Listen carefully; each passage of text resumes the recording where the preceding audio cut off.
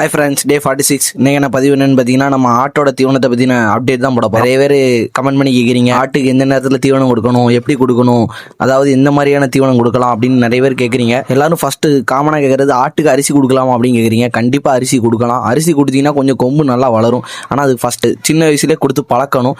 இது பார்த்தீங்கன்னா நம்மகிட்ட புதுசாக வந்த குட்டி, இது நம்மகிட்ட சேல்ஸுக்கு வந்த குட்டி, 2 குட்டிகள்.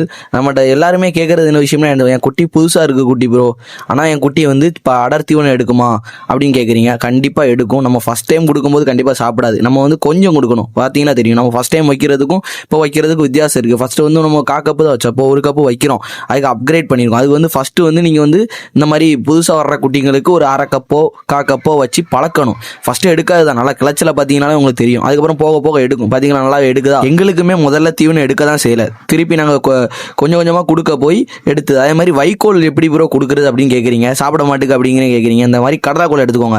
கடலைக்கோலை எடுத்துட்டு அதுக்கப்புறம் அதில் வைக்கோலை கொஞ்சம் வச்சு மறைச்சி கொடுக்கும்போது அந்த வைக்கோலோட சேர்த்து அந்த கடலைக்கோலையும் சேர்த்து சாப்பிடும்போது கண்டிப்பாக அதுக்கடுத்து ரெகுலராக நீங்கள் வைக்கோல் வச்சு பழக்க கண்டிப்பாக எடுக்கும். இது எதுக்குன்னு பார்த்தீங்கன்னா, நீங்கள் சில நேரங்கள் உங்களுக்கு பச்சை தீவனம் கிடைக்காது, அடர் தீவனம் கிடைக்காது. அந்த டயத்தில் பார்த்தீங்கன்னா வைக்கோல் இந்த மாதிரி கடலைக்கோலை தான் உங்களுக்கு ரொம்ப யூஸ்ஃபுல்லாக இருக்கும். எக்ஸாம்பிள் பார்த்தீங்கன்னா மழை பெய்யும் போது, அதனால் காஞ்ச தீவனங்களை கொடுத்து நல்லா பழக்குங்க. அது ரொம்பவே நல்ல தீவனத்தை பற்றின அப்டேட் எதுவும் வேணும் அப்படின்னா கமெண்ட் பண்ணுங்கள். நெக்ஸ்ட் வீடியோவில் பார்ப்போம். Bye friends.